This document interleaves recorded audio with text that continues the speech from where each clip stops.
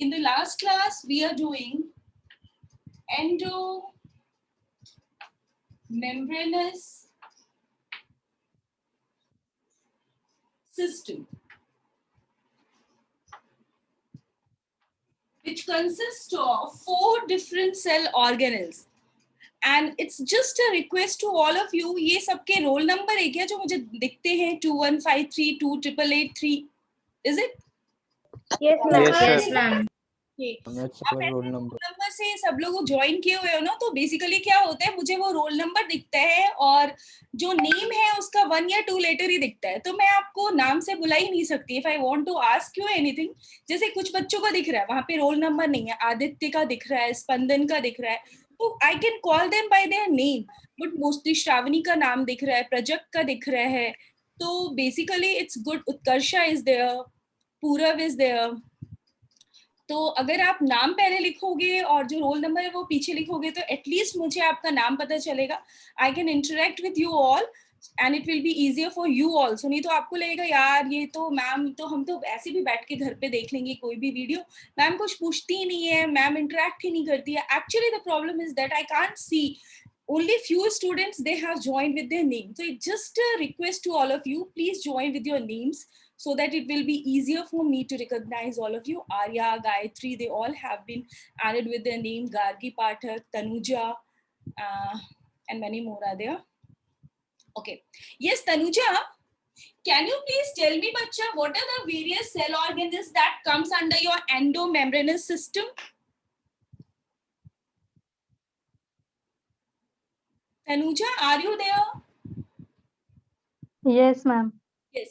Can you please name the endomembranous system के various cell organelles which comes under the endomembranous system?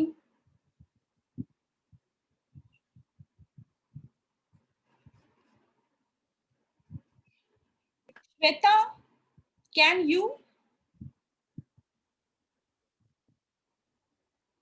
Shweta, are you there, bacha?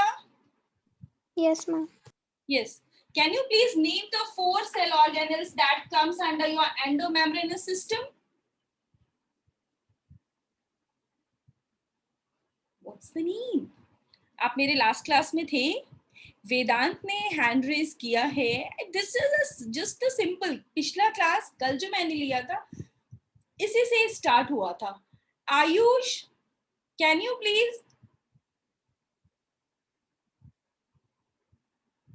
मुझे कैसे पता चलेगा कि मेरे बच्चे सीख रहे हैं, उन्हें आ रहा है, उन्हें समझ में आ रहा है? How can I came to know? Ayush, are you there? Excuse me, ma'am. Yes. Ma'am, will you please pardon the question? Actually, I wasn't able to hear because of network. Okay. The question is, what are the various cell organelles that comes under the endomembranous system? Endomembranes system में हमारे कौन से 4 cell organelles जो हैं वो आते हैं? राशि? Yes. It consists of endoplasmic reticulum, Golgi apparatus, lysosome, and vacuole. Very good. Golgi apparatus, Golgi bodies, lysosomes, and vacuoles. Okay. But what about the other? क्या आपको मेरा क्वेश्चन नहीं सुनाई दिया था? I'm not audible at that time. What's the reason? Please be attentive in the class. क्योंकि अगर ये जो सबसे सिंपलेस्ट क्वेश्चन है उसके आंसर्स नहीं आएंगे, तो how I came to analyse कि जो बच्चे हैं वो पढ़ रहे हैं नहीं पढ़ रहे हैं? 2-3 हैंड से रेज किया हुआ है। Laranya, Arjun, they have raised their hand. Gayatri, Kanchan, I know they must be knowing.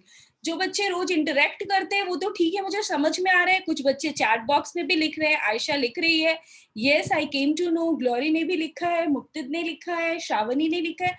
But please be attentive in a class and ask your questions if you are not going to understand any concept, anything, because this is a very basic question from which I have started my lecture today. Spandan? Yes, ma'am. Yes. Can you tell me how we have distinguished ER? How many different types of ER are there? Ma'am, there are types. three basic types of ER. Sorry, 2 basic types: smooth ER and rough ER. Yes. Yani rough endoplasmic reticulum and smooth endoplasmic reticulum. Rough endoplasmic reticulum is also known as granular because उनके surface पे जब भी ribosomes present होते हैं तो वो granular structure ऐसा दिखता है. वो दिखता है कि ऊपर कुछ ऐसा छोटा छोटा सा ग्रीन्स जैसा कुछ प्रेजेंट है. तो रफ एंडोप्लाज्मिक रेटिकुलम को हम ग्रैन्युलर भी बोलते हैं और एसईआर को अग्रैनुलर बोलते हैं. यहाँ पर ग्रैन्यूल्स लाइक स्ट्रक्चर नहीं प्रेजेंट होता है. ओके, ठीक है. It just revision what we have done yesterday. Shreyash Pathak, is it? Ma'am Shreyas Pathak. Okay यार बच्चा वो सिर्फ PAI दिख रहा है तो मैंने पूरा क्लिक नहीं किया. Sorry for that. Can you please tell me the function of both these endoplasmic reticulum? Yes, ma'am. Yes. What is the function of the RER? Ma'am, the function of RER is to the synthesis of proteins. Okay, protein synthesis. Very good. And helps in the formation of nuclear envelope. Okay, very nice. And what is the role of the smooth endoplasmic reticulum? Ma'am, can I? Yes. Yes, ma'am. So it's a lipid synthesizing glycogen and sterol, and it also detoxify the toxic chemical. Very good. Very good. Excellent. That means you are reading, you are listening. It's just a request to all of you, please be attentive in the class because next day जब मैं class start करूँगी, I'm going to ask randomly any question to anyone. It's a random. अभी मैंने random अपना ऊपर screen देखा है जिसका भी नाम रैंडमली मुझे समझ में आ रहा है. जो अपने आप अक्सर आंसर करते हैं मैंने उनसे नहीं पूछा कि मुझे पता है they have raise their hand, they are knowing. But कुछ होते हैं जो थोड़े साइड होते हैं, बहुत ज्यादा इंटरेक्ट नहीं करते. But we have to interact. We know that this pandemic is going on and we have to interact this like this way in a long go I think. क्योंकि जब तक गवर्नमेंट का परमिशन नहीं आता है we are not going to start offline. So it's a better we know each other day by day. मैं आप लोगों को क्योंकि as a teacher I just want you to know me as well as I can understand you. क्योंकि बच्चों को जब हम सामने से देखते हैं ना, क्लास में उसको देखते हैं, उसको पढ़ाते हैं, उसका फेशियल एक्सप्रेशन ही मुझे बहुत कुछ बता देता है कि क्या समझ आया, क्या समझ नहीं आया, किधर डाउट है, क्या परेशानी है. बट यहाँ ये चीज लैकिंग है. तो वो you are always most welcome. You can message me, you can call me, you can tell your problems and I am always there with you. Okay, so today let's start our lecture. We have completed our endoplasmic reticulum. And today we have to do GB. But if you remember last class हमने एक question पे leave किया था. Yes, ma'am. What is the question? Ma'am, the cells in which ER is absent. Okay. And you are saying that in the epidermis cell ER is not there. If I am right. Yes, ma'am. Yes. बच्चा ER का अगर हम occurrence की बात करते हैं तो ER is present in all eukaryotic cells. It's absent only in prokaryotes. And eukaryotic cells में ये सिर्फ दो जगह नहीं होता है क्योंकि और सारे सेल्स को प्रोटीन सिंथेसाइज करना होता है, बहुत सारे फंक्शंस करने होते हैं. They also need enzymes for various functions. So occurrence it is present in all eukaryote, but किधर नहीं होता है? In prokaryote. That we know कि prokaryotes में double membrane bound cell organelles सारे absent होते हैं. तो occurrence in all eukaryotic cells except your exception है तुम्हारा RBC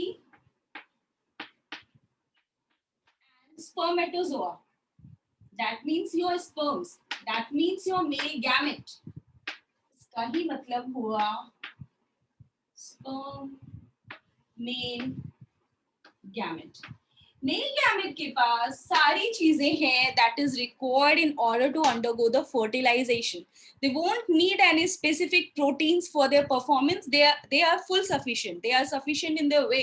जब ये मेल गैमेट्स बनते हैं वो sufficient होते हैं, तो उसको और भी बहुत सारे प्रोटीन्स नहीं बनाने होते हैं, लिपिड सिंथेसाइज नहीं करने होते. सो यू मे से कि स्पर्मेटोजोआ में हमारे जो ER होते हैं that is not present as well as in the RBC. But if you people are talking that in the epidermis cells ER is not there, so you are wrong. Always your epidermis cell is not dead. Epidermis cell is living but under differentiating conditions. जब वो different function करता है, different structures बनाता है, they became dead also. Can you name a few role of the epidermis cell? Epidermis cell क्या करता है? It's the outer covering, outer protective covering. But there are certain modification of the epidermis cells if you are talking about the plants. So epidermis layer, upper epidermis layer, as well as there is lower epidermis layer.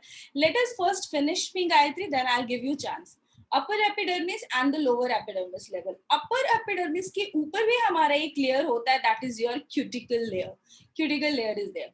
अब जब ये हमारा epidermis cell modify करता है तो वो क्या क्या बना सकता है? It forms the root hairs. Root hairs बताते हैं. रूट हेयर क्या होता है? रूट हेयर अगर किसी लेमैन को मुझे बताना हो कि what is this root hair, जिसको बायो कुछ नहीं पता, तो मैं बोलूंगी ये एक एपिडर्मिस सेल का एक्सटेंशन है. It's an extension of the epidermis cell. Your root hair, root hair जो है वो एक्सटेंशन है. ये कभी कभी ट्राइकोम्स भी बनाता है, दैट इज हेयरी स्ट्रक्चर. तो मॉडिफिकेशन हो रहा है, डिफरेंशिएशन हो रहा है, but epidermis cell you can't say कि यहाँ पर ER नहीं है. They require a number of proteins and lipids in order to perform a numerous functions. So epidermis is present, whether it's the plant, whether it's the animal epidermis layer, whether it's the human epidermis layer. Yes, Gayatri, what's your question, bacha? Actually, not question. Like yesterday, I had said epidermis in the lecture, but then I checked in the books and all. So I thought that epidermis is making the layer cuticle that you said now. So Yes. to synthesize that layer cuticle, it must have ER. Yes. Like that, I realized afterwards. Yes, yes. But Okay, ma'am, actually, now yes, bacha? plants. I mean, plants there are 2-3 other cells which I'm like doubtful about. Okay. Ma'am, the Plants we are going to study separately. अभी बहुत doubts है plant में. Plant जितना simple दिखता है उतना simple plant बिल्कुल नहीं है. रिप्रोडक्शन से लेके उसकी फिजियोलॉजी से लेके मॉर्फोलॉजी से लेके, जैसे अभी आपने ह्यूमन फिजियोलॉजी स्टार्ट किया है, वैसे जब भी आप प्लांट फिजियोलॉजी में आपको पढ़ाऊंगी तब आपको पता चलेगा प्लांट्स में तो और भी ज्यादा वेरिएशंस है. प्लांट में और भी डिफरेंट टाइप्स के सेल्स है, उनका बिहेवियर काफी अलग है. And there they came to know about the different roles and the functions of the plant cell. Okay? yes, ma'am. Thank you, ma'am. Welcome. Okay. So let's start with the Golgi bodies. All of you are attentive now, bacha? अभी आज Yes, ma'am. Yes, ma'am. Yes, ma'am. वो appear नहीं किए. Maybe उनको मेरी आवाज नहीं आई होगी, क्वेश्चन समझ में नहीं आएगा. There can be many reasons. But I want each one of you to be attentive in the class and listen to me very carefully. If you listen to me very carefully, you can easily attempt all the MCQs. Okay. So, we are going to start our next endomembranous system organelle, that is your Golgi bodies. तो Golgi bodies जो है वो किसने discovered किया था? It was discovered bye Camillo Golgi in the year 1898. Camillo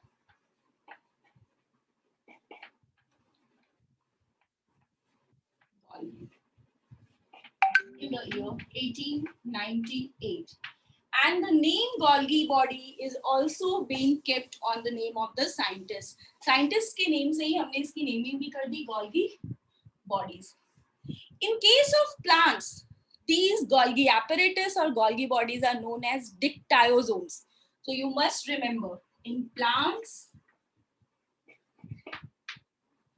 Golgi bodies are known as Golgi bodies. को मैं short में GB लिख रही हूँ. Is it clear to all of you? बार बार उतना बड़ा सेंटेंस लिखेंगे तो हमारा बोर्ड छोटा पड़ता है. तो in plants, Golgi body is known as dictyosomes.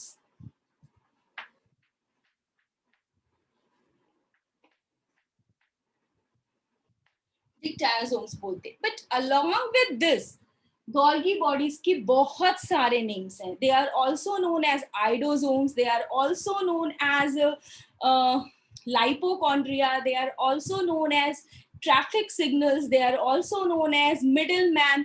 बहुत सारे नाम हमारे Golgi bodies को दिए गए हैं. In order कि उसके जो different functions है उसके ऊपर हमने इनकी naming की है कि इसके बहुत सारे नेम्स हैं. जब भी आप अपना बुकलेट खोलोगे तब आपको लगेगा अरे इतने सारे नेम्स हैं और हमारे बुक में सारा नेम मेंशन है.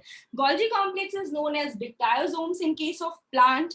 Lipochondria, why? Because they are rich in lipids. They are rich in lipids and because of that only they are known as lipochondria. Lipochondria के अलावा हम उसको बोलते हैं ट्रैफिक पुलिस बोलते हैं, आइडोसोम बोलते हैं, एक्सपोर्ट हाउस बोलते हैं. Number of names are there. So Golgi bodies are also known as GB, also known as your lipochondria. Idosomes.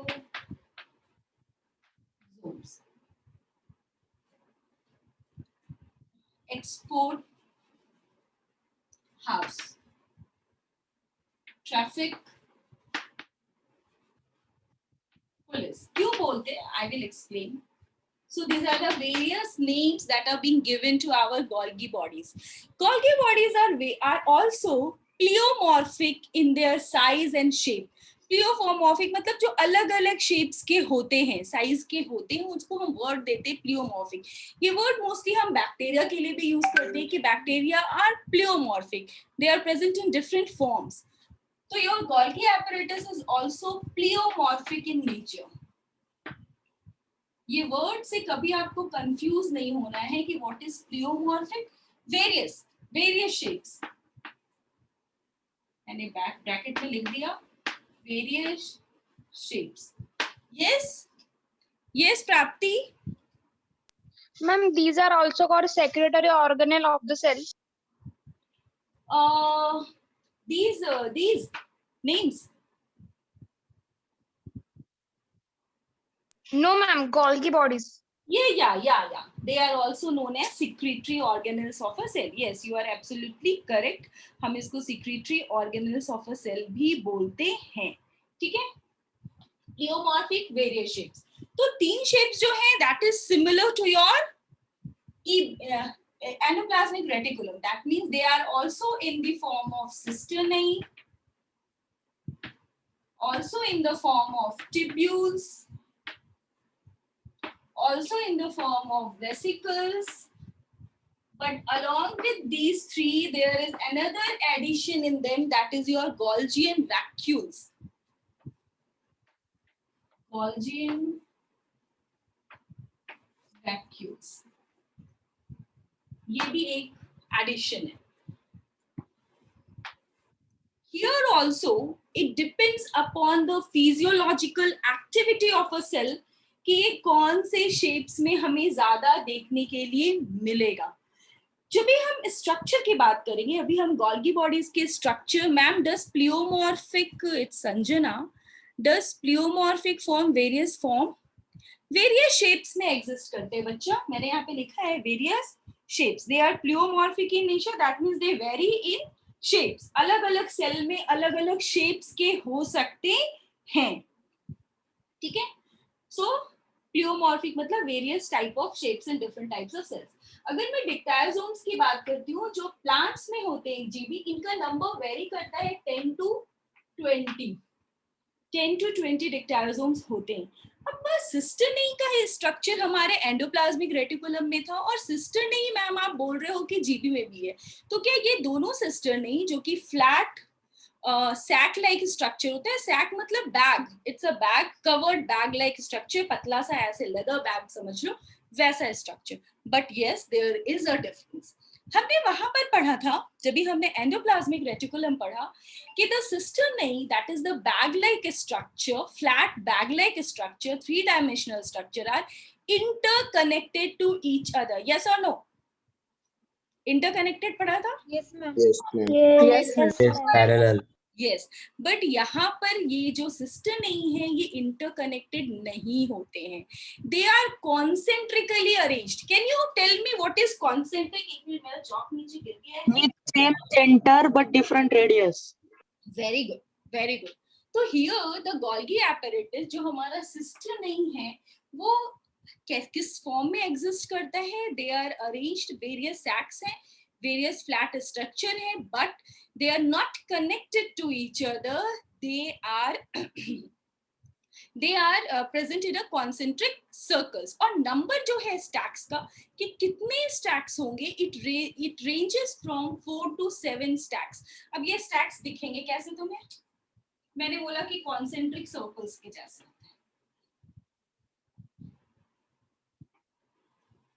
Can I draw it like this?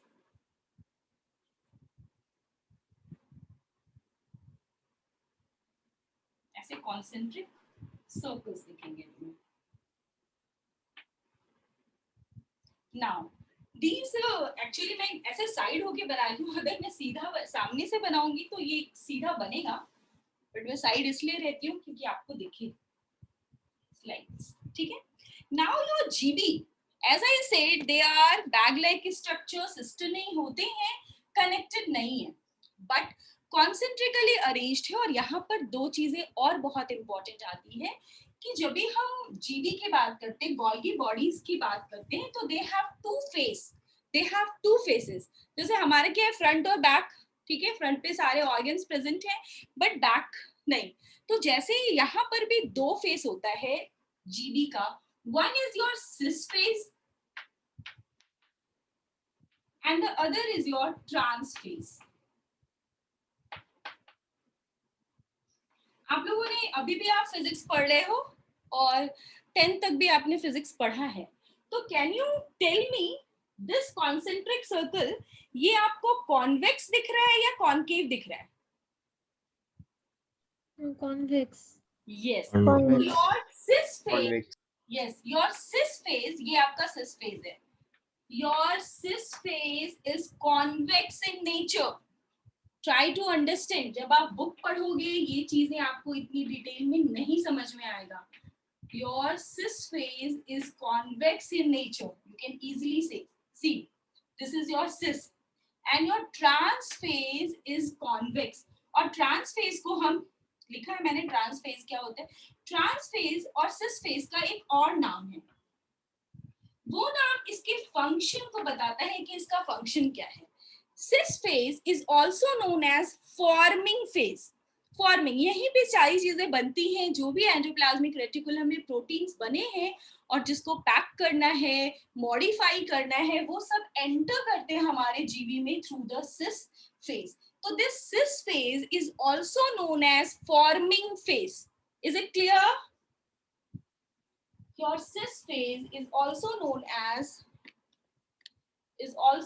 as forming, forming, बनने वाला, forming phase.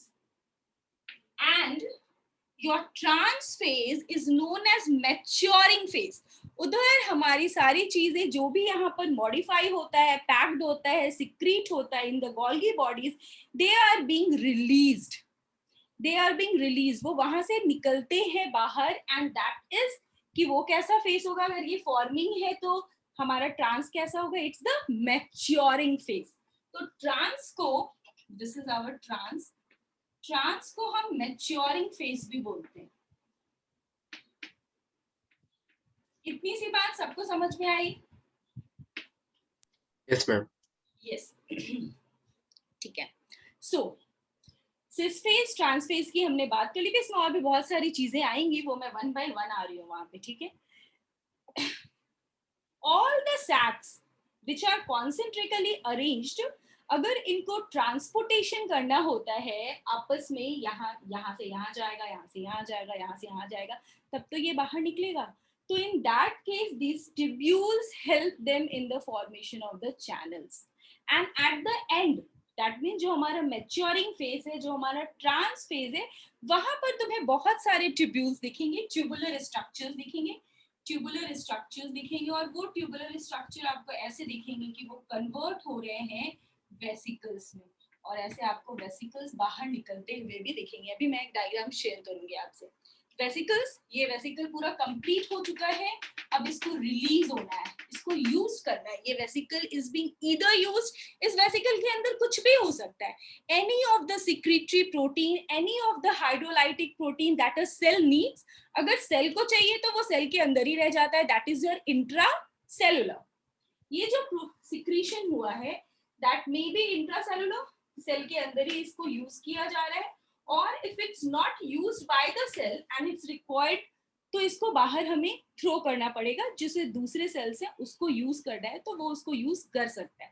तो what happened? The secretory phase, it comes and fuses with the plasma membrane and undergo the process of pinocytosis, that is your reverse. याद आ रहा है? किधर पढ़ा था? Bulk transportation में. कौन बता रहा है? कौन, किसको किसको याद है? Show me the thumbs up.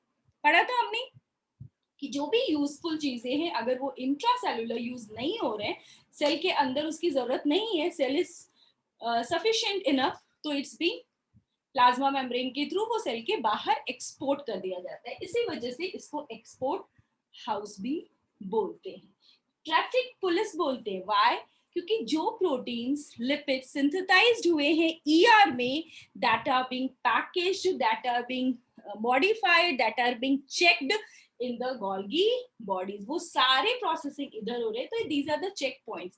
Her point पे हम उसको चेक करें कि वो कितना सफिशिएंट है. यस, कोई तो क्वेश्चन पूछ रहा है. Yes ma'am, we study phago and pino. Yes ma'am, please post pic of this on WhatsApp. Okay, so आपको अगर बुक में डायग्राम दिखेगा तो ऐसे छोटे छोटे से स्ट्रक्चर्स दिखेंगे. This is the tubules. But ये ट्यूब्यूल्स जो होता है वो मोस्टली तुम्हें ट्रांस फेज, मैच्योरिंग फेज के साइड दिखेगा, जहां से बहुत सारे ट्यूबुलर स्ट्रक्चर जनरेट होते हैं, सिक्रीटरी वेसिकल्स फॉर्म करते हैं, और ये सिक्रीटरी वेसिकल्स फिर फाइनली रिलीज हो जाता है from the maturing phase. But here comes a question, these vesicles can again of two types. Let me first finish. इतना मतलब जितना मुझे इसके बारे में जनरली बताना है, क्या पता जो आपका क्वेश्चन है वो मैं आगे बताने वाली हूँ. Have some patience and I will give you chance. Okay, yeah I am talking कि this vesicles are again of two types. यहाँ पर ये दो तरह के वेसिकल्स होते हैं. एक होता है स्मूथ वेसिकल और दूसरा होता है कोटेड वेसिकल्स. तो जैसे ये एक वेसिकल दिख रहा है, ये स्मूथ है, इसके सरफेस पे कुछ भी नहीं है, बट हो सकता है कि यहाँ पर एक ट्यूबुलर स्ट्रक्चर है, यहाँ से जो वेसिकल्स निकला है ये स्मूथ नहीं है, ये कोटेड है. ठीक है, तो ये दो जो डिफरेंट टाइप्स के वेसिकल्स बनते हैं, they also have specific role. Clear? तो I am coming to that point कि vesicle is of two types. One is your smooth and the other one is your coated.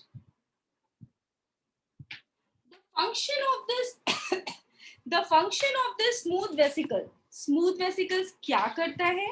Smooth vesicles करता है transportation, secretion. ये secretory vesicles है. जो smooth vesicles होते हैं वो बेसिकली सिक्रीटरी वेसिकल्स होते हैं, ये सिक्रीट करते हैं सब्सटेंसेस को. और जो हमारा कोटेड वेसिकल होता है, it's basically used in the synthesis of the membrane. अगर किसी मेम्ब्रेन में वेयर एंड टियर हो जाता है तो उसको ठीक करने के लिए हमारा कोटेड वेसिकल जो है वो काम में आता है. यस, बहुत सारे बच्चे परेशान हो रहे हैं. Let me first take them. क्या क्वेश्चन है? Laranya ma'am, what is the function of tubules? Muktit ma'am, will please note this concept point wise. Okay. Laranya, tubules मैंने बोला कि ट्यूब्यूल्स जो हैं इसका रोल ये है कि ये डिफरेंट सिस्टर्ने को कनेक्ट करने का भी काम करता है, as well as at the end trans phase की तरफ या फिर मैच्योरिंग फेज की तरफ हमारा जो ये सिस्टर नहीं है वो एक्सटेंड होके ट्यूबुलर स्ट्रक्चर बनाता है. एक्सटेंड होके ट्यूबुलर एक्सटेंशन बनाता है. Is it clear? दिख रहा है बच्चा? Yes, ma'am. पेरीफेरी के तरफ जब हम मूव करते हैं फ्रॉम सिस टू ट्रांस, तो हमारा जो सिस्टर नहीं है वो स्ट्रक्चर इलेबोरेट होके कैसा बना रहा है? They form the tubular structure. Clear? Okay. दो बच्चों ने Yes, और ma'am. हैंड रेज किया है, Gayatri and Muktid. Yes. Ma'am, coated means what it is coated with? Yes. They can be coated with different substances. वहां पर प्रोटीन का कोट हो सकता है, लिपिड का कोट हो सकता है. कोटेड का मतलब है, मैंने बोला क्या कि इट हेल्प्स. कोटेड वेसिकल का क्या फंक्शन है? It helps in the formation of the membrane. Membrane के वेयर एंड टेयर को ठीक करने के लिए काम आता है. तो जरूर इसके पास लिपिड्स, प्रोटीन कुछ तो है जिससे वो मेम्ब्रेन के वेयर एंड टेयर को ठीक करेगा. Is it? Yes, ma'am. Yes. And your smooth, they are basically the secretory vesicles. इसके अंदर जो भी secretion हो रहा है, different enzyme secrete हो रहे हैं, protein synthesized हो रहे हैं, वो सब यहाँ पर वो store करता है. Yes, गायत्री, बोलो बच्चा. Every time a vesicle is formed, some of the material is lost from the surface of the main cistern. And so how is it replenished? Because that vesicle will to go away from the Golgi body, and it needs to be replenished. बनते रहता है. It's just a membrane. Membrane का extension होता है. ये जो sister नहीं है वो elaborate होके बना रहा है हमारा secretory vesicles. ये secretory vesicles release हो जाते हैं इंट्रासेलुलर या फिर सेल के बाहर चले जाते. But there are coated vesicles also in order to repair the various things that we need in the next step. Clear? It will sort of replenish and repair itself. Yes, yes, yes. Okay. Okay, ma'am. अभी और किसी का question? Anyone else? नहीं? Okay. तो we will move. Excuse me, ma'am. Yes बच्चा. Ma'am, can you please again explain cis phase and trans phase? Yeah, sure. Why not? Let me first complete this बच्चा, then I'll come to that. तो basically ये vesicles जो होते हैं ये small sac होते हैं. These are small sac. और ये कहाँ से आ रहे हैं? They came from the tubules. Is it so? दिख रहा है आपको डायग्राम में? ट्यूब्यूल से ही हमारा ये स्मॉल सैक आ रहा है. That is your vesicles. So basically they are small, vesicles are small sac that arises from tubules and they are of two types, smooth and coated. जो हमारे स्मूथ वेसिकल्स होते हैं ये कंटेन करते हैं secretory substances. Secretory substances. The role of the coated vesicle is to elaborate membrane protein or to repair the membrane. ठीक है? Coated जो हमारा है, कोटेड इसका काम क्या है? ये हेल्प करता है कोटेड इलेबोरेट मेम्ब्रेन प्रोटीन्स या फिर रिपेयर मेम्ब्रेन प्रोटीन्स. यस. सिस और ट्रांस का क्या रोल है ये मैं तुम्हें बहुत अच्छे से एक्सप्लेन करती हूँ. Here I am going to share a screen with you all. Just wait for अ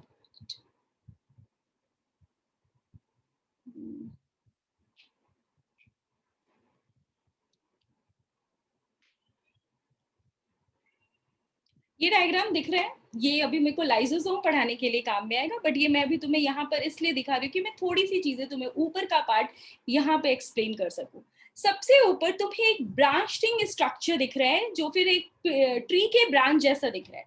वहां पर आप देख सकते हो कि स्टार्टिंग का जो पार्ट है that is in the form of rough endoplasmic reticulum और जो बाद का पार्ट है that is in the form of smooth endoplasmic reticulum. Is it so? Yes, ma'am. Yes, ma'am. Ma'am. yes. So here the proteins that are being synthesized in the endoplasmic reticulum are being transferred towards the cis phase of the Golgi bodies. Cis phase of the Golgi bodies में transfer किए जाते हैं with the help of the transport vehicles. Transport vesicles बनाता है हमारा ER. तो वो direct RER के थ्रू भी हो सकता है, आ सकता है, cis phase of the Golgi body में एंटर कर सकता है या फिर एसईआर के थ्रू भी आ सकता है. Now see the diagram. यहाँ आरईआर भी एक सिक्रेटरी वेसिकल्स जैसा बना रहा है या फिर एसईआर भी बना रहा है, और ये सिक्रेटरी वेसिकल्स एंटर कर रहे हैं towards the cis phase of the Golgi body. Can you see? Yes. दिख रहा है सबको? जस्ट अ मिनट, मैं एक और डायग्राम आपसे शेयर कर रही हूँ जहां मैं आपको और अच्छे से एक्सप्लेन कर सकती हूँ ये चीजें. just pardon me for a minute. I'm sharing with you.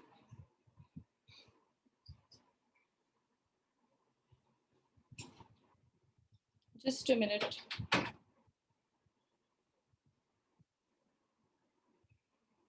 ये मैं स्टॉप कर रही हूँ, मैं एक और स्क्रीन शेयर करूंगी आपके साथ. ये क्रॉस करना है इसको मुझे.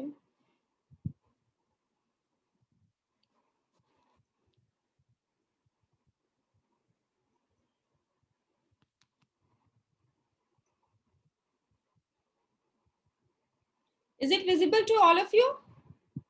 Yes, ma'am. Yes. ये गोल्गी एपरेटस का डायग्राम है. ये सिंपल डायग्राम है फिगर गोल्गी एपरेटस, जहां पर वहां पर आपको बहुत सारे सिस्टर नहीं दिख रहे हैं, उसके अंदर ल्यूमेंस दिख रहा है. And how it exactly look like, you can see there is a forming or the cis phase नीचे की तरफ दिख रहा है, जहां पर बहुत सारे ट्रांसपोर्ट वेहिकल्स आ रहे हैं, वेसिकल्स आ रहे हैं, दैट इज ER वेसिकल. नीचे सबसे नीचे देखो जहां पर फॉर्मिंग और सिस फेज लिखा है, there we have ER vesicles. ये वेसिकल्स आ कहां से रहे हैं? ये एंडोप्लाज्मिक रेटिकुलम से आ रहे हैं. ये वेसिकल्स में ईदर प्रोटीन हो सकता है, लिपिड्स हो सकता है, एंजाइम्स हो सकते हैं, हार्मोन्स हो सकते हैं. Now they are being modified, they are being packaged, they are being packaged in the secretory vesicles also. तो यहाँ पर ये जितने भी प्रोटीन्स और लिपिड्स बन रहे हैं, they are not adequate in their size, they are not adequate in their functioning. जैसा हमने lysosomes के लिए पढ़ा था कि all the precursors are being produced in the ER, but they become functional when they enter the Golgi apparatus. Is it clear or not? हमने कल के क्लास में ये बात की थी.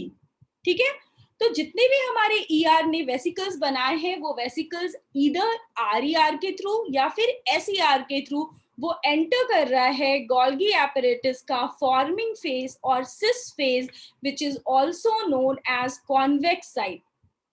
Now they are being processed होंगे, मॉडिफाइड होंगे, एंड यू कैन सी कि जहां पर मैच्योरिंग फेज और ट्रांस फेज लिखा है हमने, वहां पर बहुत सारा ट्यूबुलर स्ट्रक्चर दिख रहा है. You can C tubular structures के साथ साथ वहां पर तुम देख सकते हो कि एक वेसिकल में लिखा हुआ है रफ वेसिकल और एक दूसरे वेसिकल में लिखा हुआ है सिक्रीशन वेसिकल है. तो रफ वेसिकल क्या हुआ? जो स्मूथ नहीं है, जिसके सरफेस पे कुछ है. तो किसके सरफेस पे है? कोटेड वाले के सरफेस पे है. तो ये जो तुम्हारा रफ वेसिकल है, that is nothing but your coated vesicle. Clear बच्चा? Yes, ma'am. Yes, and Yes, there ma'am. are secretion vesicles also. You can easily see in the diagram कि secretion vesicles हैं जो tubules से release हो रहे हैं, tubules के extensions पे, और फिर वो वहां से separate हो जा रहे हैं. Now here, some of the secretory vesicles they act as the vacuoles also, और हम उसको Golgian vacuoles बोलते हैं. And they are also extension of the cisternae. ये भी क्या है? जो हमारा Golgian vacuole है, वो भी किसका extension है? Extension of the cisternae. तो these are external extension of cisternae at trans phase. Some of them act as lysosome, और इन Golgian vacuoles में से ही few Golgian vacuoles ऐसे होते हैं जो act करते हैं as a lysosome because they consist of a number of hydrolytic enzymes. Is it clear now? ये diagram अच्छे से समझ में आया? बहुत सारे ट्यूबुलर एक्सटेंशंस बन रहे हैं, सिक्रेटरी वेसिकल्स बन रहे हैं, and they are nothing but they are the extensions of your cisternae. Clear? ये डायग्राम मैंने यहाँ पर सिंपल बनाया, फिर मैंने आपको उधर बताया कि हो क्या रहा है एक्चुअली. तो ये जितने भी ट्यूब्यूल्स बन रहे हैं वो भी हमारे सिस्टर्नी का एक्सटेंशन है, गोल्गियन वैक्यूल्स बन रहे हैं वो भी सिस्टर्नी का एक्सटेंशन है। सिस्टर्नी एक्सटेंड कर रहा है, that means they are elaborate, वहां पर कुछ ना कुछ एक्सपेंशन प्रोटीन होता होगा जिससे वो खुद को इलैबोरेट करता है, साइज इंक्रीज करता है, and they come back to their normal shape because of the presence of the expansion proteins. Now here comes another question कि ये इतने सारे काम हो गए, ma'am please repeat, ma'am please share the diagram on group. Definitely I will share, ma'am please repeat the role of coated vehicles. Yes, smooth है surface, they act as the secretory vesicles, ठीक है।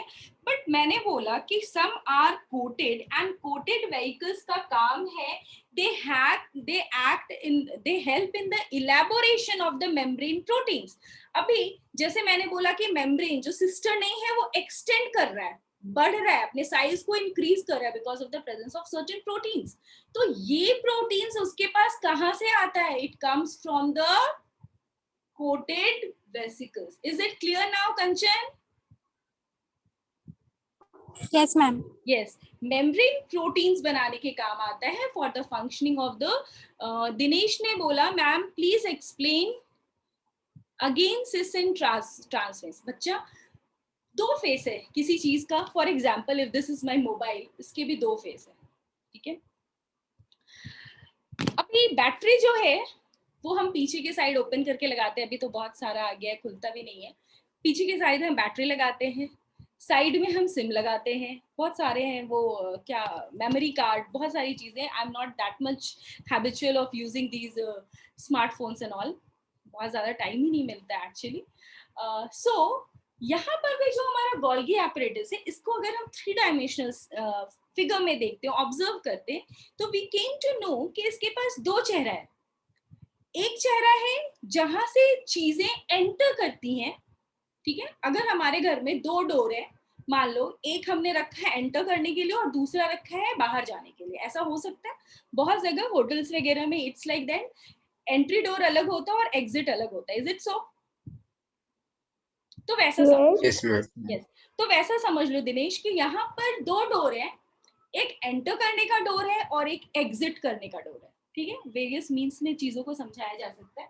तो जो enter वाला door है that is my cis face, वहां से हमारे different proteins, different lipids, hormones, enzymes which are being produced in the ER में बन चुके हैं, बट वो अभी मॉडिफाई नहीं हुए हैं। They are not of the appropriate size, appropriate shape, appropriate modification, अभी उसकी बिल्कुल भी नहीं हुई है।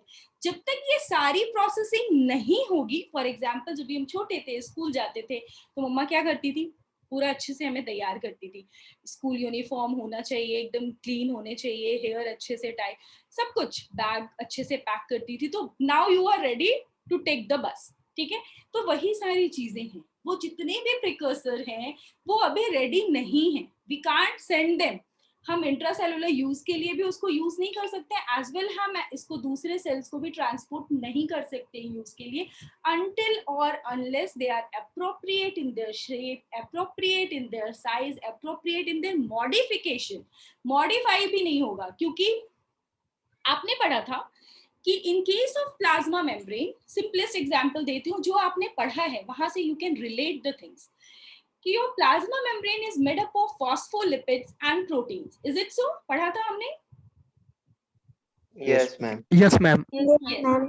Okay. But हमने ये भी पढ़ा था कि our plasma membrane is asymmetrical in nature because of the presence of oligopeptides, which are something carbohydrate, forms of carbohydrate। Carbohydrate भी वहां पे प्रेजेंट है। तो अभी जो ये लिपिड्स और प्रोटीन्स थे वो कार्बोहाइड्रेट से अटैच करके ग्लाइकोलिपिड और ग्लाइकोप्रोटीन्स बनाते थे। Is it so? यस और नो? कंचन, पढ़ा था हमने ये glycolipids and glycoproteins? Kanchan, are you there?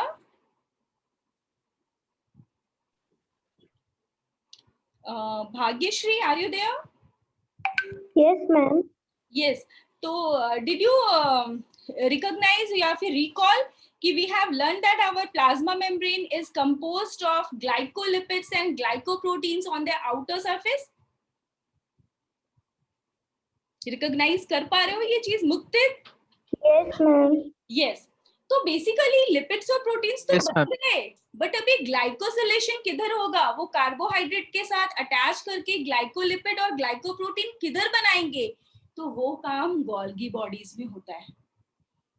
तो अभी ये एंटर कर गए डोर से, मॉडिफिकेशन हो गया, जो भी काम करना था, होटल में 2 दिन के लिए रिजॉर्ट में मस्ती करने आए थे, रिलैक्स करने आए थे, वो सब कुछ हो गया. Now I am fit and fine. अब मैं फिर से वापस अपने डेली के रूटीन पे जा सकता हूँ. सारा काम इसने इधर अंदर कर लिया, ग्लाइकोसिलेशन कर लिया, वाइटलोजेनेसिस कर लिया, स्पर्मेटोजेनेसिस कर लिया. मैं इतने सारे नाम दे रही हूँ, कंफ्यूज मत हो ना. I come to that points also. Now it's ready. तो अभी हमारा क्या है? सिस्टर्नी वो एक्सपेंड कर रहा है. The membrane of the cisternae it's expands to form tubules and vesicles. ये वेसिकल्स जो है, they are some of these vesicles also act as a Golgian vacuoles as well as lysosomes, जिसके अंदर hydrolytic enzymes present है. इन secretory vesicles के अंदर अगर बहुत सारे हाइड्रोलाइटिक एंजाइम्स स्टोर हैं तो ये बन जाएगा हमारा लाइसोसोम. तो इसी वजह से इसके 2 फेस हैं. एक तरफ से ये एंटर कर रहा है और दूसरी तरफ से एग्जिट कर रहा है, और सिस और ट्रांस का कोई बहुत इंपॉर्टेंट रोल नहीं है. Is it clear Dinesh now? Yes, ma'am. Yes. Okay. Now, enter हो गया, एग्जिट हो गया. अब हमारा वेरियस फंक्शंस क्या है? अगर कोई हमसे पूछता है what are the various important functions of the Golgi body, तो तुम नॉर्मली 3 चीजें बता सकते हो. I will write it here. Functions of Golgi bodies. First is your secretion. मैं व्हाइट चॉक से लिखती हूँ ताकि इजीली सबको दिखे. First is your secretion. Second, modification करता है. थर्ड, ये पैकेजिंग भी करता है इन वेरियस सिक्रीटरी वेसिकल्स. जिधर भी डाउट होगा कि मैम इसमें से कोई भी चीज हमने इधर नहीं पढ़ा जो इसका रोल है, you can ask me. Secretion, modification, packaging, और क्या करता है? Transportation. Creation of lysosomes. Yes, very good. Formation of lysosomes. So these are the various functions Formation of new cell walls. yes Golgi bodies. तो अगर किसी MCQ के question में इसमें से 2-3 चीजें लिखी हुई हैं और एक ऑप्शन है ऑल ऑफ द अबव, तो इफ यू आर नोइंग कि यस उसका काम सिक्रीशन भी है, मॉडिफिकेशन भी है, पैकेजिंग भी है, ट्रांसपोर्टेशन भी है, तभी तो we can go for all of the above. So these are the various roles of our Golgi bodies. हमारे सेल में जो ये जीबी प्रेजेंट है, ये बहुत सारा काम करते हैं. After modification, here comes another concept. After modification, modify हो गया, प्रोटीन्स, लिपिड्स मॉडिफाइड हो गए, एंजाइम्स मॉडिफाई हो गए, now they are being released. मैंने बोला if they are needed by the cell तो दैट इज इंट्रासेलुलर, वो सेल के अंदर ही रह गए. But if they are not needed by the cell तो उसको हमें सेल के बाहर रिलीज करना है, and that is with the help of the reverse pinocytosis. आपको याद आ रहा है एक्सोसाइटोसिस, जिसको हमने सेल वॉमिटिंग भी बोला था, कि सेल अपने अंदर की चीजें बाहर एक्सपोज कर देता है. तो ये सिक्रीटरी वेसिकल्स क्या होता है? ये मूव करता है towards the plasma membrane, fuse करता है प्लाज्मा मेम्ब्रेन के साथ और रिलीज कर देता है सब्सटेंस आउटसाइड द सेल. क्योंकि ये कॉन्सेप्ट हमने पहले भी पढ़ा है, तो is it clear now? Yes, ma'am. Yes. Now Yes, ma'am. Secretion करने के बाद, मॉडिफिकेशन करने के बाद उसने रिलीज कर दिया. ये हो गया हमारा formation of new cell wall. If by anyhow there is wear and tear in the plant cell wall, यानी कि उसकी मिडिल लैमेला का जो पेक्टेट है वो डिग्रेड हो गया, वो सॉल्युबलाइज हो गया, वो डिसोल्यूट हो गया, तो हमको उसको फिर से रिपेयर करना है. या फिर जो हमारा प्राइमरी सेल वॉल है which is made up of polysaccharide, उसमें भी वेयर एंड टियर आ गई. ठीक है, तो अभी उसको फिर से हमें जोड़ना है ताकि फिर से वो काम करने लगे। तो repair of the cell wall या फिर formation of the cell wall, that means formation of the pectate as well as the polysaccharide is also being done by the Golgi bodies. Formation of new cell wall, इसके अलावा glycosylation and glycosidation, 2 word हैं, confuse नहीं होने का। First let me rub it, then I will come to that.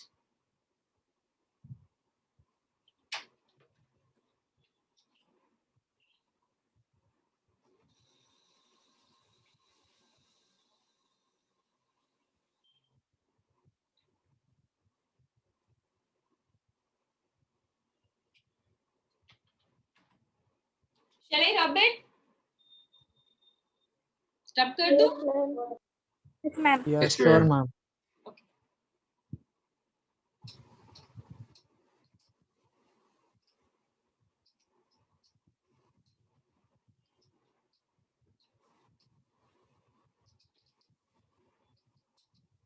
और कुछ बच्चे हैं जिन्होंने थोड़ा सा लेट ज्वाइन किए हैं, जो थोड़े से पैनिक हो रहे हैं कि मैम मेरा ये रह गया वो रह गया। बच्चा प्लीज पैनिक मत हो, एक नया बैच स्टार्ट होने वाला है, उसमें जब ये टॉपिक स्टार्ट होगा तो आई विल आस्क यू, जिसको भी थोड़ा कुछ रह गया हो, नहीं समझ में आया हो, I will send you the link and you can join that lecture. जब भी आप मुझे बताते हो जैसे मैम मुझे प्लाज्मा मेम्ब्रेन नहीं समझ में आया, मैं उस क्लास में नहीं था, you can just let me know. जब भी मैं उस बैच में वो चीज पढ़ाऊंगी तो I will send you the link so that you can join. Okay, Sure, ma'am.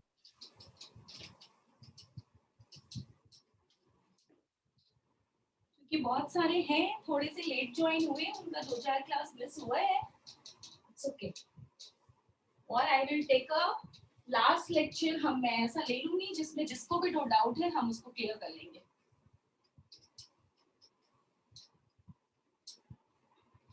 Yes, so we are talking about the functions. तो functions में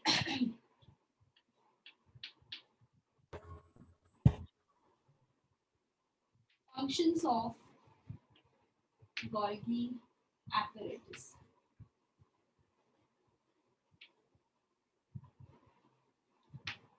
First is your secretion, modification, packaging.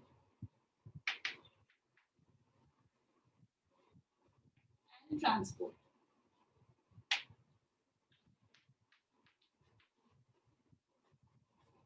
And transportation. Now, after this, जो हमने second पढ़ा, it also helps in the formation of cell wall.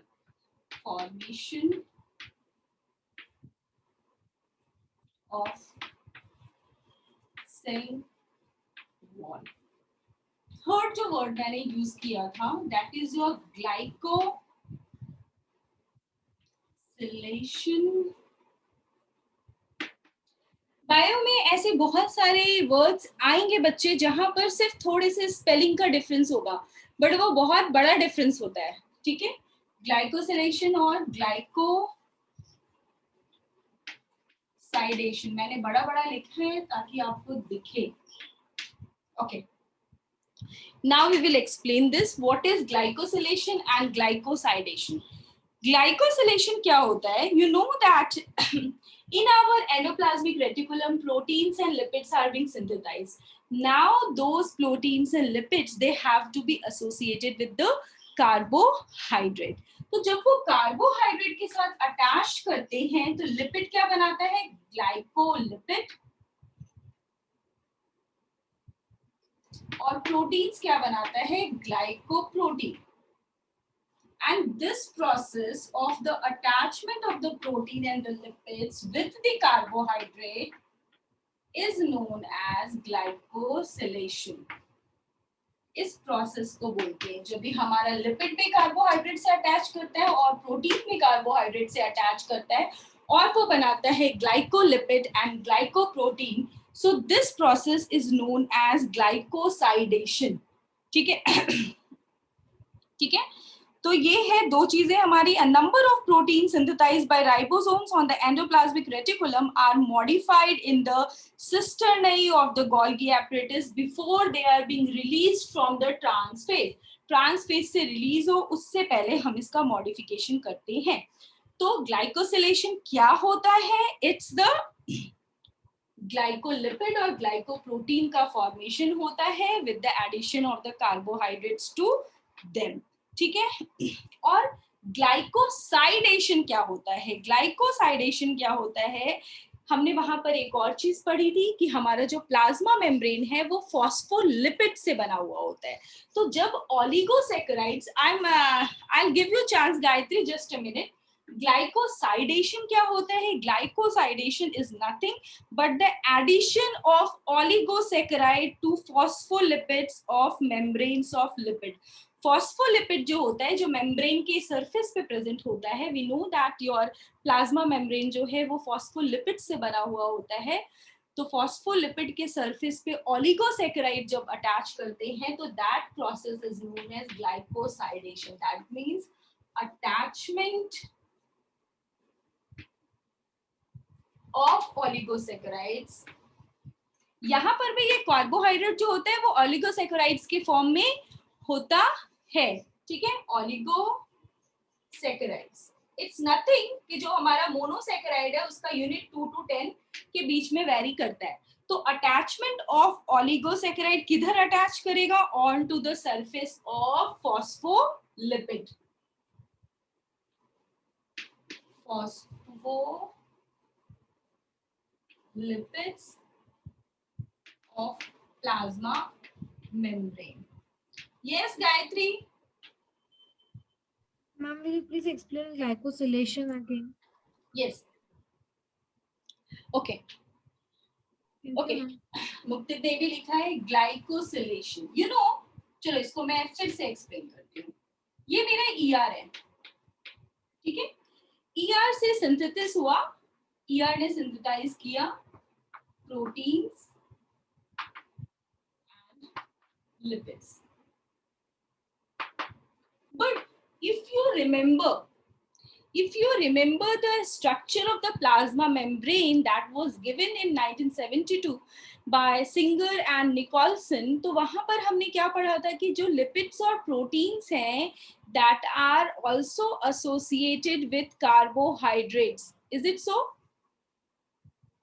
Yes, ma'am. Yes. Yes. Yes, ma'am. तो yes, तो वो जो lipid और प्रोटीन हमारा यहाँ पर ER में बना है, ये प्रोटीन और लिपिड हमारे प्लाज्मा मेम्ब्रेन का पार्ट नहीं हो सकता है. इसको प्लाज्मा मेम्ब्रेन का पार्ट बनने के लिए क्या करना पड़ेगा? Modification. Is it so? Yes, ma'am. Modification is being done in the Golgi apparatus by the process known as glycosylation. That means your lipids get attached with the carbohydrate. Glyco मतलब carbo and proteins. तो glycoproteins and glycolipids ये दोनों चीजें ही बनते हैं. ये modification किधर हो रहा है? हमारे Golgi bodies में. And this process is known as glycosylation. समझ में आया सबको? Show me the thumbs up. सबको समझ में आया अच्छे से, क्योंकि इस फॉर्म में हम यूज नहीं करते हैं, हमको इसका मॉडिफिकेशन करना है. Yes, very good. Now what is glycosidation? Yes, this is also important कि whenever we read the structure of the plasma membrane, हमने स्ट्रक्चर पढ़ा प्लाज्मा मेम्ब्रेन का, तो वहां हमने क्या पढ़ा कि your plasma membrane is made up of phospholipids. Phospholipid से बना हुआ है. फॉस्फोलिपिड्स. बट ये जो फॉस्फोलिपिड्स हैं जो आउटर लेयर बनाते हैं हमारे सेल्स में, ये रहा लिपिड्स. ठीक है. फॉस्फोलिपिड्स फॉस्फोग्लाइसराइड्स के फॉर्म में होते हैं. ये जो फॉस्फोलिपिड होता है ये भी अटैच्ड होता है समटाइम्स विथ ओलिगोसैकेराइड्स. जो जब ये फॉस्फोलिपिड अटैच्ड होता है ओलिगोसैकेराइड के साथ, तो इस प्रोसेस को हम बोलते हैं ग्लाइकोसाइडेशन. और जब भी लिपिड्स और प्रोटीन्स अलग अलग है वो अटैच होता है कार्बोहाइड्रेट से, तो हम उसको बोलते हैं ग्लाइकोसाइलेशन। अगर ये वर्ड्स आपको नहीं याद रह रहे हैं तो यहाँ पर इसकी कोई इतनी जरूरत नहीं है, आप बस इतना याद रखो कि modification of the lipids, proteins and the phospholipids which are special constituents of the plasma membrane takes place in the Golgi apparatus। समझ में आई बात? जो भी चीजें Yes, ma'am. फॉस्फोलिपिड चाहिए Yes, ma'am. था, ग्लाइकोलिपिड चाहिए था, ग्लाइकोप्रोटीन्स चाहिए था, ये सारा मॉडिफिकेशन किधर हुआ? ये सारा मॉडिफिकेशन हमारे गोल्गी एपरेटस में हुआ। मुक्तिद ने कुछ लिखा है, ma'am I wanted to ask where are these record. अच्छा, अभी बच्चा ये कहीं पे भी अपलोडेड नहीं है। I will send on the group only the links, but मेरे को थोड़ा टाइम नहीं मिला चेक करने के लिए कि वो किस तरह से रिकॉर्ड हुआ है, ये क्लियरली दिख रहा है नहीं दिख रहा है। I am so sorry for that. Today only if I get some time, actually थोड़ा सा टाइम का प्रॉब्लम होता है मेरे साथ, बट डेफिनेटली आज मैं चेक करके ग्रुप पे आपको भेज दूंगी। ओके तो ये ग्लाइकोसाइलेशन एंड ग्लाइकोसाइडेशन, ये दो प्रोसेस भी हमारा गोल्गी एपरेटस करता है। Sometimes these Golgi apparatus, they are also essential for the formation of some specific structures। जो स्पर्म्स होते हैं, मेल गैमेट होते हैं, उनके पास Golgi apparatus नहीं होता है। They are devoid of the Golgi apparatus. Why? Because these Golgi apparatus are responsible for the formation of acrosome, which is present at the tip of a male gamete। देखा है structure, देखा है male gamete का, sperm का structure देखा है, वहां पर टिप पे आपको एक्रोजोम दिखता है। तो ये एक्रोजोम जो कि सिक्रीटरी एंजाइम कंसिस्ट करता है hyaluronidase, which is essential for breaking the wall of the egg cell। तो हमारा यहाँ पर जो गोल्गी बॉडीज प्रेजेंट था स्पर्म में, वो कन्वर्ट हो जाता है into acrosome. Clear? Fourth, Golgi apparatus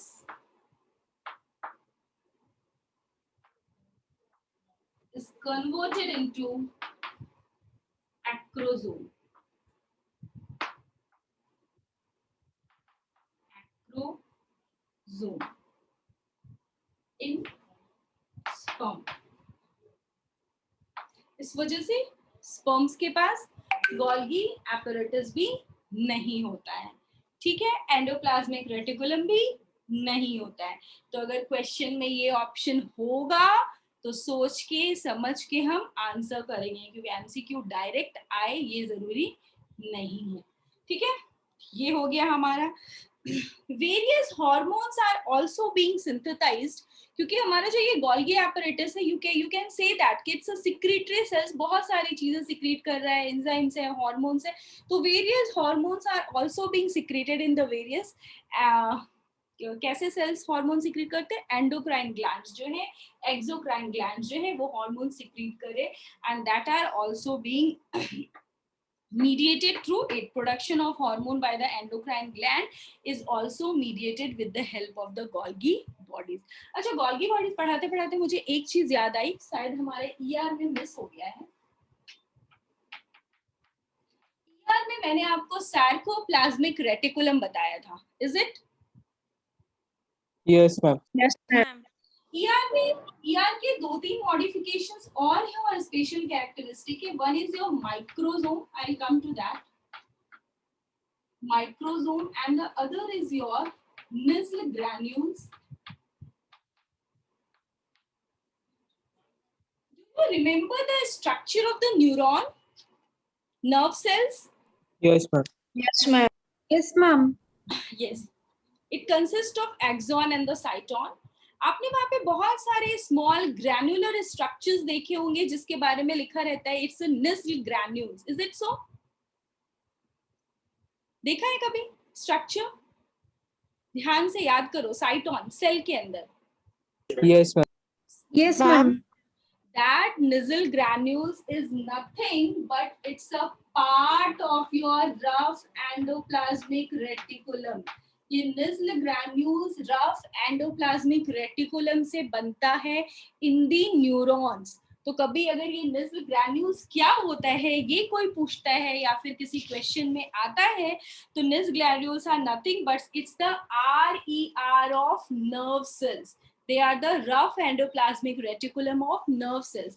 Because if you look at the structure of the nerve cells carefully, you will see that there is a cyton. Cyton is nothing but it's a cellular structure. वो cell ही है, तो cell के सारे components उसके पास होनी चाहिए. So that RER is in the form of the granules in the nerve cells, and that is known as Nizl granules. ठीक है? What is microsome? Yes, बच्चा. Ma'am, what is written after microsome? Microsome के नीचे बेटा Nizl granules, NISSIL. It's not visible. थोड़ा dark करो.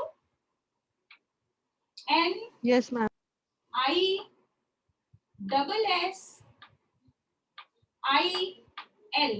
Nizl granules.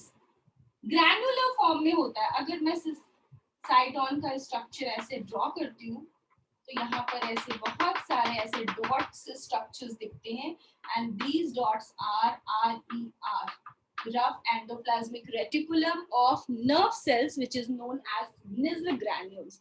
After this Nizl granules, another important thing about ER is your microsome. So what are these microsome? Microsomes are nothing कि जब भी हम ER को, क्योंकि वो बहुत एक्सपेंडेड स्ट्रक्चर है, लंबा चौड़ा सा स्ट्रक्चर है, तो जब भी हम उसको सेंट्रीफ्यूज करते हैं at a very high speed, तो fragments of rough endoplasmic reticulum हमें मिलता है. तो माइक्रोसोम इज नथिंग, ER का छोटा छोटा फ्रेगमेंट है. ER के स्मॉल फ्रेगमेंट्स को जब भी हम सेंट्रीफ्यूज करते हैं, centrifugation is a technique, it's a machine that is usually found in all the chemistry lab as well as it's a basic instrument in all biological labs. जब भी हमें ब्लड को सेपरेट करना होता है, ब्लड सेल्स को और serum को, जब भी हमें किसी पार्टिकल्स को सेपरेट आउट करना होता है on the basis of their size, we use centrifugation technique. Basically it's a round, जैसा कैसा राउंड स्ट्रक्चर बताओ. अभी तो अवन जो है वो दूसरे स्ट्रक्चर्स में आता है. पहले पुराने के टाइम में, मतलब it's 30 years back you can से, कि जो अवन होते थे इलेक्ट्रिक अवन नहीं, इलेक्ट्रिक अवन्स होते थे, और उनके अंदर वो जैसा ऐसा राउंड सा दिखता था और ऊपर एक ग्लास का प्लेट होता था. ऐसे ही हमारा जो सेंट्रीफ्यूज होता है वो दिखता है, बट सेंट्रीफ्यूज के अंदर बहुत सारे स्मॉल होल्स होते हैं. ठीक है, उस होल्स के अंदर अपोजिटली हम टेस्ट ट्यूब्स रखते हैं. वो टेस्ट ट्यूब ये नॉर्मल ग्लास के टेस्ट ट्यूब्स नहीं होते हैं, वो अलग टेस्ट ट्यूब्स होते हैं, प्लास्टिक के होते हैं, हाईली मतलब बहुत इजीली डैमेज नहीं होते हैं, and that tubes are being used for the centrifugation. Centrifugation एक टेक्निक है जिसमें हम सब्सटेंसेस को at a very high revolute कराते हैं, जैसे 5000 रेवोल्यूशन पर मिनट. यू कैन सेट, हाथ से नहीं करते, it's an instrument, you have to set कि आपको कितना रेवोल्यूशन कितने मिनट्स के लिए अप्लाई करना है. अगर 5000 रेवोल्यूशन फॉर 5 minutes है तो you can set the time, you can set the speed and you can start the machine. तो वो जब ये रोटेट करता है ना हमारा ER का ER को हम हाई स्पीड पे अल्ट्रा सेंट्रीफ्यूगेशन करते हैं, तो क्या होता है वो छोटे छोटे फ्रेगमेंट्स में ब्रेक हो जाता है, and that small fragments of RER is known as microsome. तो ये वर्ड अगर कहीं पे आता है कि व्हाट इज योर माइक्रोसोम्स, तो it's nothing but they are fragment of RER that are obtained by high speed fragmentation, high speed centrifugation and fragmentation of cell. Fragmentation का मतलब होता है छोटे छोटे fragments में break हो जाना. For example, जैसा कि हमने पढ़ा था कि ribosomes, they also have two structure. One is a smaller subunit and one is the larger subunit. And these subunits, ये भी हमें कैसे पता चला था?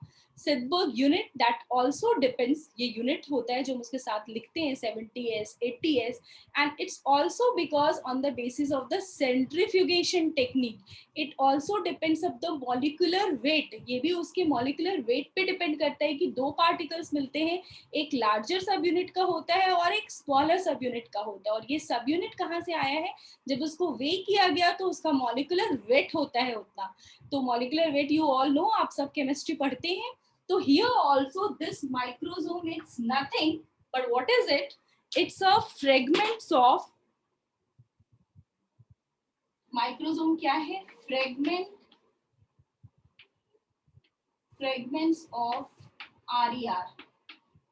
और ये कैसे मिलता है हमें fragments? By the technique known as centrifugation.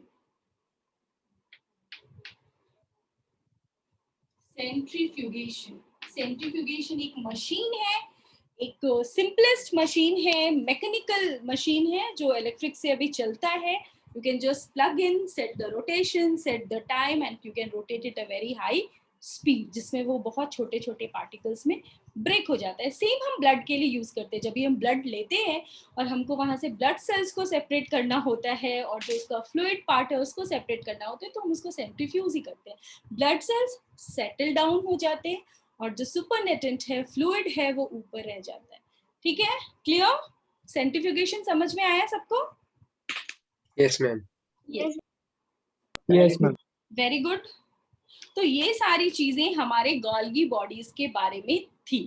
But now as we know कि हमारा जो लाइसोसोम्स है, they are being formed by the joint venture और the joint efforts of the endoplasmic reticulum as well as your Golgi bodies.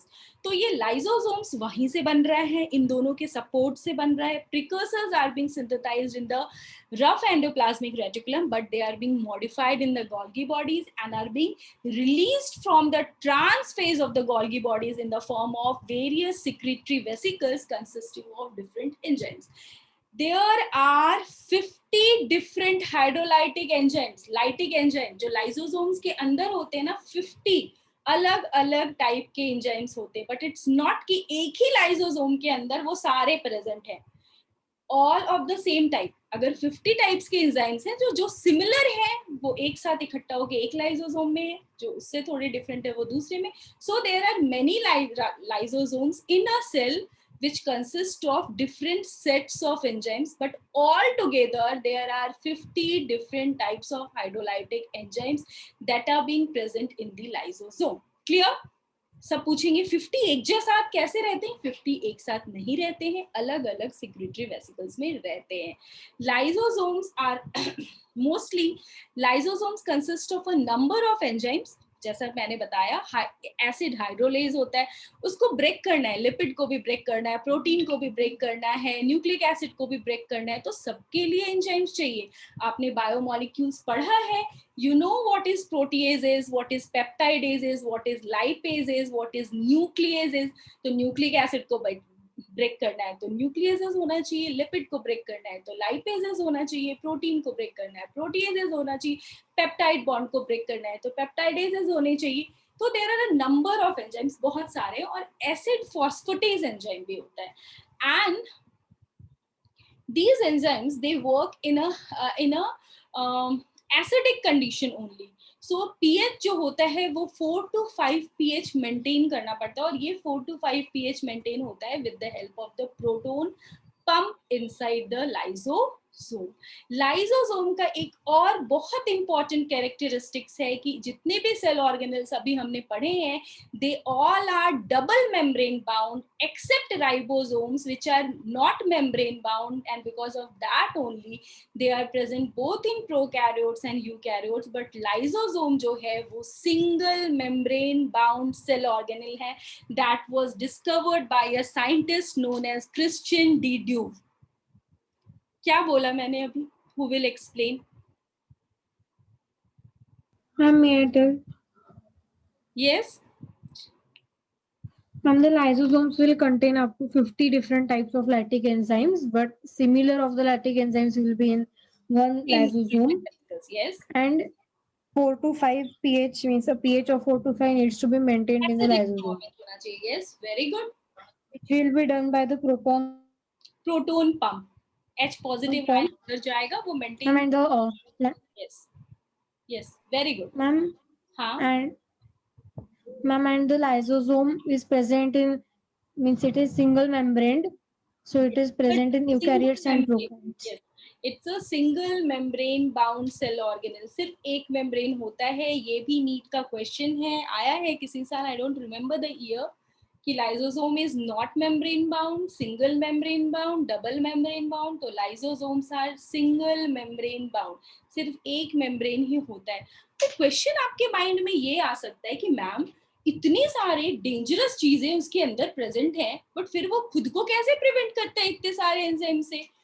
क्या वो enzymes lysosome को damage नहीं करते हैं?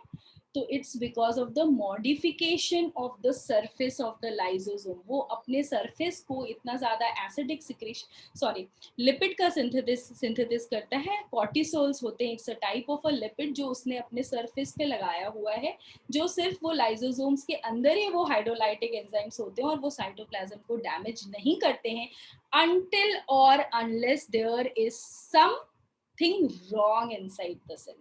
आपने सुना होगा, जस्ट सिंपलेस्ट एग्जाम्पल, जैसे आपको क्लिक कर जाए ये चीज कि हाँ ये ऐसा होता है तो ये क्यों होता है। whenever you have heard about various diseases, जैसे कि हार्ट अटैक होता है, ब्रेन हैमरेज होता है, तो इट्स बिकॉज कि जो ऑक्सीजन है that is being not carried to the particular cells, क्योंकि हर जगह सेल्स प्रेजेंट हैं। अगर इधर हैं बहुत सारे सेल्स हैं और हमारा ब्लड जो है वो ऑक्सीजन कैरी करके नहीं ले जा पा रहा है उस पोर्शन में because of the presence of the blood clot, तो वो सेल डेड होने लगता है। बच्चा वो अपने आप नहीं होता है।